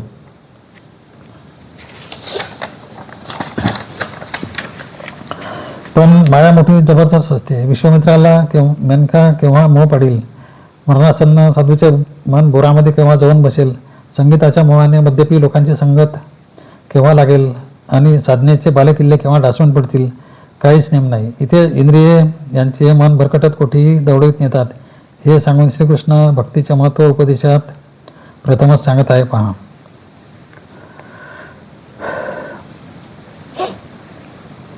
तानी सर्वांनी सम्ययुक्त आसिता मत्परम वशे ही यशेंद्रियानी तस्य प्रज्ञा प्रतिष्ठिता. म्हणून योगयुक्त होऊन ह्या सर्व इंद्रियांचे दमन करून माझ्याकडेच मन स्थिर करावे. इंद्रिय ज्यांच्या स्वाधीन झालेली असतात त्यांची बुद्धी प्रज्ञा स्थिर होते. ती सर्व इंद्रिय संयमाने स्वतःच्या दृढ आत्मनिष्ठेच्या ठायी जोडून ठेवावी व साधकाने भगवतपरायण मतपर व्हावे. स्थितप्रज्ञ माणसाला त्याची ती अतिशांत स्थिती टिकवायची असेल त्याने भगवंताची भक्ती केली पाहिजे, त्याचे सहाय्य घेतले पाहिजे व त्या भोजाला धरून मग इंद्रियांच्या प्रवृत्तीवर निवृत्तीने विजय मिळवला पाहिजे. मन व इंद्रिय वशीभूत ठेवणे हे केवळ पुरुष प्रयत्नाने साधणारे काम नाही, दैवी कृपा झाली तरच ते शक्य आहे. हा संदेश येथे कृष्णाने महत्त्वाचा म्हणून सांगितला आहे. गीतेत पुढे जो भक्तिमार्गाचा प्रधान उपदेश दिला आहे त्याची सुरुवात येथे झाली आहे. पूर्वीच्या सर्व अध्यात्मशास्त्रांचा व यज्ञादी साधनांचा जागोजागी श्रीकृष्णाने परामर्श घेतला आहे आणि 7 रूपाने योग मार्ग, राजयोग, ध्यान मार्ग, यज्ञात्मक कर्ममार्ग, ज्ञानमार्ग यांची माहिती अर्जुनाला सांगितली आहे व त्या सर्वांपेक्षा स्वतःचे मत म्हणून जे करायला पाहिजे सांगितले आहे त्यात भगवतभक्तीचा सर्वस्पर्शी सर्वसमावेशक मार्ग प्रतिपादित केला आहे. गीतेतील शिकवण सर्वसमावेशक आहे हे जेवढे खरे आहे तेवढे भक्तिमार्गाचे प्रतिपादन हे अपूर्व असे तत्वज्ञान यात आहे हेही खरे आहे.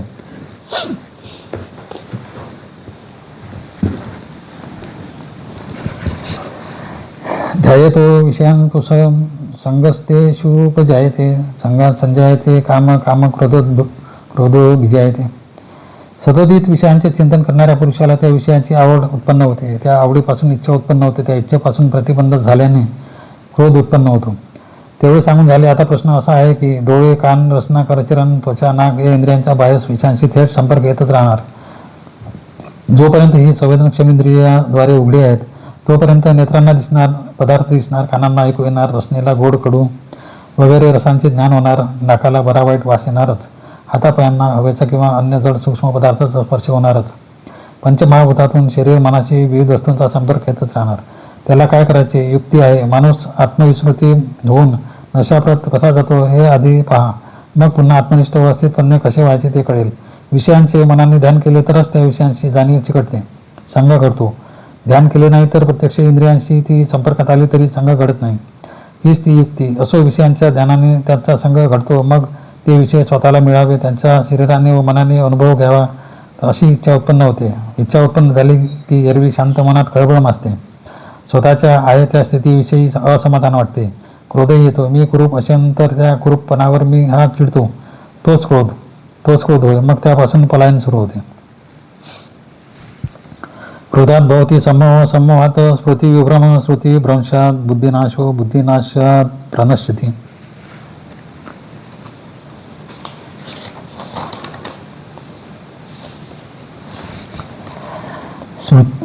क्रोधामुळे विवेक सुटतो, अविवेकामुळे विस्मरण होते, विस्मरणामुळे निश्चयात्मक बुद्धी नष्ट होते आणि बुद्धिनाश झाला की सर्व पाचा नाश होतो. जरी अशी खळबळ झाली, प्राप्त स्थितीचा क्रोध आला की याला आता काय उपाय करावा म्हणून मन चिंता करू लागते. अनेक पळवाटा सापडतात आणि त्यातली कोणती धरावी आपल्या रितेपणावर मात करावी ते कळेनाशी होते. इष्ट विषय मिळत नाही, स्वतःचे वैगुण्य सुटत नाही आणि मन फार मूढ होऊन जाते.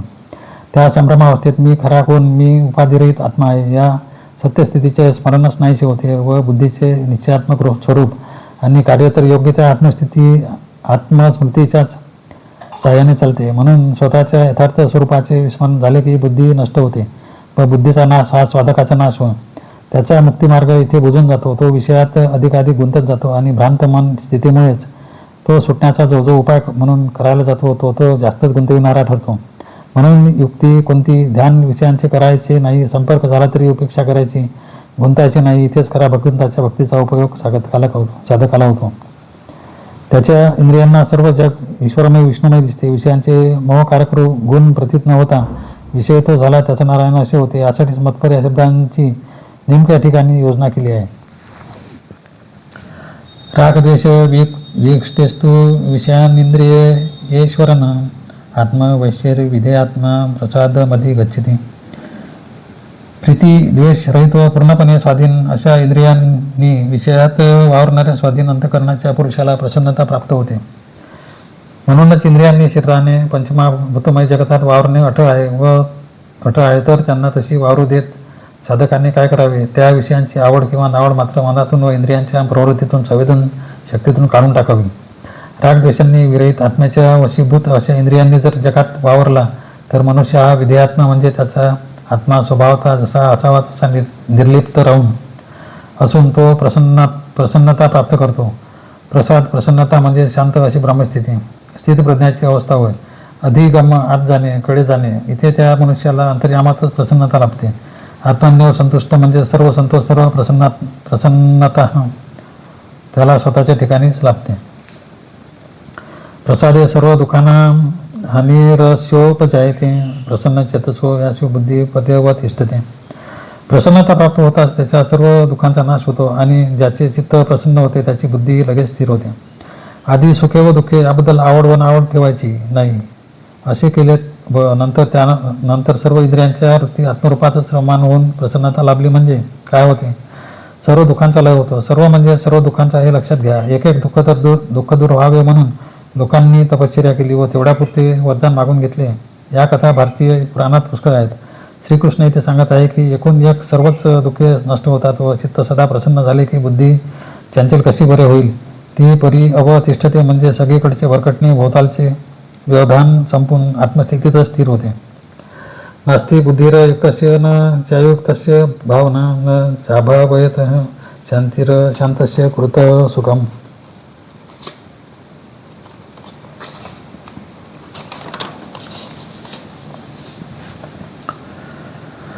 योगरहित पुरुषाला निश्चित बुद्धी नसते व त्याच्या मनावर भावनेचा म्हणजे दृढ निश्चयी निष्ठेचा संस्कार होत नाही. अशा भावनारहित पुरुषाला शांती मिळत नाही आणि ज्याला शांती नाही त्याला सुख कुठून मिळणार. पण जो बुद्धी साम्य ठेवून वरील उपदेशाप्रमाणे कर्म करीत नाही त्याची प्रज्ञा प्रतिष्ठित नसते, कारण त्याचे मन नाना विषयाकडे धावत असते व सुखदुःखांच्या आंदोलनाने त्रस्त व क्षुब्ध होत असते. अशा फुटीर मनाच्या माणसाची कोठेही एकाच ठिकाणी निष्ठा नसते, श्रद्धा नसते, भाव नसतो आणि अभावयता भावनेचा श्रद्धेचा अभाव असतो. तेथे शांती नसते व खरे आत्मसुख हे अशांत माणसाला मिळतच नाही. इथे सुख म्हणजे इंद्रियांच्या द्वारा मिळणारे क्षणिक सुख, संवेदन अभिप्रेत नसून ब्रह्मानंद, निजानंद, आत्मसमाधी सुख, समबुद्धीने प्राप्त होणारी निर्विकार शांती, पुष्टी व संतोष, समाधान हा अलौकिक अर्थ आहे. इंद्रियानं ही चरता यन्मनोनुधी वियते तदस्य हरती प्रज्ञा वायुर्नाव मिभांबशी. कारण जे मन विषयाकडे धावणारे इंद्रियांच्या पाठी धावत सुटते ते मन पाण्यात वारा ज्याप्रमाणे नाव ओढून देतो त्याप्रमाणे पुरुषाच्या बुद्धीला हरण करते, भलत्याच मार्गाला नेते. अयुक्त असा जो शब्द 66व्या श्लोकात आला आहे त्या शब्दाचा अर्थ काय, तसा माणूस कसा वागतो, त्याचे मन कसे कार्य करते याचे स्पष्टीकरण या श्लोकात केले आहे. इंद्रियांनी जे ज्ञान मनाला होते ते ज्ञान इंद्रियांच्या ठिकाणीच असणाऱ्या आवड व नावड या प्रवृत्तीने मलिन झालेले असते. इंद्रियांना एखाद्या अनुभवाने संवेदनेने सुखसंवेदना झाली व तीवर मन घोटाळत राहिले की मन त्याच सुखसंवेदनेची अनुभूती पुन्हा मिळावी म्हणून इंद्रियांना पुन्हा त्या विषयाकडे प्रेरित करते. हे बरे आहे, चांगले वाटले, चला उद्या पुन्हा हे सुख घेऊया असे मनच म्हणते व जेथे ज्यावेळी ते सुख पूर्वी मिळाले तेथे त्यावेळी पुन्हा शरीराने जावे असे मनच ठरविते. तिरस्कार वाटला असेल तर मनच शरीराला सांगते तिथे पुन्हा जायचे नाही. तर असे मन आधीच कशी बशी स्थिर होत असलेली जी स्पष्ट दर्शनाची प्रज्ञा असते ती डळमळीत करते व जसा वारा नौकेला जर नावड सुखानं धरून ती नीट चालवत नसेल तर पाण्यात कुठेही भरकटत नेतो तसे ते मन प्रज्ञेला भरकटत नेते. अर्थात इंद्रिय भोगासक्त माणसाची बुद्धी भ्रष्ट होते. तस्माद्देश्य महाभाव निगृहीतानि सर्वशः इंद्रियानिंद्रियार्थ्यभ्यस्त्य प्रज्ञा प्रतिष्ठिता. अर्जुना, म्हणून इंद्रियांच्या विषयापासून ज्याची इंद्रिय सर्व बाजूंनी आवरून धरलेली असतात त्या माणसाची बुद्धी स्थिर होय. म्हणून श्रीकृष्ण पुन्हा अर्जुनाला प्रज्ञेचे स्थैर्य कोणाला लाभते ते नीट समजावून सांगत आहे. तो म्हणतो, इंद्रिय त्याच्या भोग्य विषयापासून सर्वार्थाने आवरून पक्की ताब्यात ठेवलेली असतील तर त्या मनुष्याची प्रज्ञा प्रतिष्ठित म्हणजे स्थिर झाली आहे. अर्थात जीवनात केव्हाही कोणताही प्रसंग समोर येवो ती प्रज्ञा त्या समस्येचा स्वच्छ व स्पष्ट रीतीने समाचार घेण्यास सदोदित तयार असते, सज्ज असते. प्रज्ञा निरंतर ज्योतीसारखी जागृत व चलनशील अशी आहे व ती तशीच राहणे म्हणजे स्थितप्रज्ञता. अशा नित्य जागृत प्रज्ञेमुळे तो मनुष्य कसा वागतो पहा.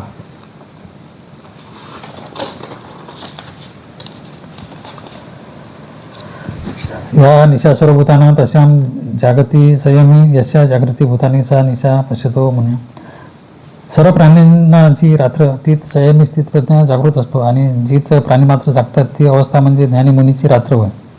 प्राणी मात्रांना ज्या ठिकाणी ज्या सूक्ष्म ध्यानाच्या प्रांतात गम्य नाही, प्रवेश होऊ शकत नाही व त्यांच्या दृष्टीने तो प्रांत अंधकारमयच आहे म्हणून ती त्यांना रात्रच वाटते. त्याच प्रांतात त्याच गोष्टींच्या बाबतीत संयमी मुनी वर वर्णन केल्यावर प्रज्ञावंत साधक जागरूक असतो.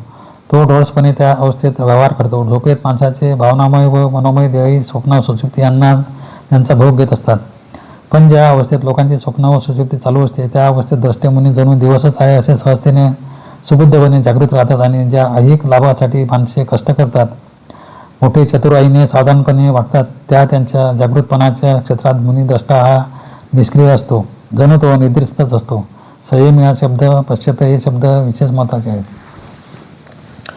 अपूर्यमान मचलम प्रतिष्ठम समुद्रमापम प्रविशन्ति यद्दतं तद कामाय प्रविशन्ति सर्वे स शांती मापनती स न कामकामी. ज्याप्रमाणे चोहोकडून पाण्याची भर पडत असताही आपली मर्यादा अढळ टाकणाऱ्या समुद्रात येऊन मिळणारे पाणी गडप होते त्याचप्रमाणे सर्व विषय ज्याच्या मनात त्याची शांती न मोडता प्रवेश करतात त्याच पुरुषाला खरे शांती सुख लाभते. भोगाची इच्छा करणाऱ्याला ते शांती सुख लाभत नाही. मग शांती कोणाला मिळते, समाधी संतोष कोणाच्या भाग्यात असतो ते सांगण्यासाठी भगवंताने सागराची उपमा घेतली आहे. ते म्हणतात, समुद्रात नद्यांचे पाणी सतत भरले जात असते तरीही सागराचे अचल स्थितीचे सामर्थ्य असे आहे की त्याची मर्यादा कायम राहते. त्याचप्रमाणे ज्या मनुष्याच्या काही सर्व कल्पना विलयास गेलेल्या असतात त्याच्या मनाची ब्रह्मसदृश स्थिती तशीच राहते आणि कामनापूर्ती व्हावी असा हट्ट धरणाऱ्याला तीही शांती लाभणार नाही. विहाय कामाना या सर्वांना पुमानेश्वर ती निष्प्रभ निर्मम निरंकार स शांतीमध्ये गच्छति. जो पुरुष सर्व आसक्ती सोडून निरीश्य ममत्वशून्य व निराभिमान होऊन कर्तव्य करीत राहतो त्याला शांती मिळते. भगवान पुन्हा तोच विषय आग्रहाने प्रतिपादन करतात. मनुष्य जगात वावरणार असते अटळ आहे पण त्याने कामना टाकाव्या. तो निष्प्रभ असावा, तो ममताने जखडलेला नसावा, त्याला अहंकार नसावा आणि असे असून त्याने जगात सहजतेने वावरावे तर त्या मनुष्यालाच शांती ब्रह्मस्थिती प्राप्त होते. आणि काय होते, येशा ब्राह्मस्थिती पार्थ नयना प्राप्य विमोह्यती स्थित्वा शामंत कालेपी ब्रह्मनिर्वाण मृच्छती. हे पार्थ, ब्राह्मस्थिती हीच प्राप्त झाली असता योगी मोह पावत नाही. अंतकाली देखील या स्थितीत राहून त्याला ब्रह्मानंद म्हणजे अमृतत्व प्राप्त होते. हे पार्थ, ही ब्रह्मरूप स्थिती आहे. हीच बुद्धियुक्तता, हीच आत्मतुष्टी व हीच समाधी स्थिती, हीच खरी कर्मयोगाचे योगस्थपणे आचरण करण्याची अवस्था आहे. एकदा ही मिळाली तर आयुष्यभर त्याला कोणत्याही स्वार्थाच्या पूर्तीसाठी अशांत व्हावे लागणार नाही आणि देहाला जेव्हा मरण येईल त्यावेळी सुद्धा तो ब्रह्मरूपात सर्व नानात्वाचे विलयन म्हणजे निर्वाण प्राप्त करील. इति श्रीमद्भगवद्गीता उपनिषत्सु ब्रह्मविद्या योगशास्त्रे श्रीकृष्णार्जुन संवादे सांख्ययोगो नाम द्वितीय अध्याय. याप्रमाणे श्रीकृष्णाने गायले उपनिषदातील ब्रह्मविद्यांतर्गत योगशास्त्रातील श्रीकृष्णार्जुन संवादातील सांख्ययोग नावाचा दुसरा अध्याय समाप्त झाला. सांख्ययोग नावाच्या द्वितीय अध्यायावरील भाष्य समाप्त. श्रीकृष्णार्पणमस्तु. प्रेम से बोले श्रीमद्भगवद्गीता भगवान की जय.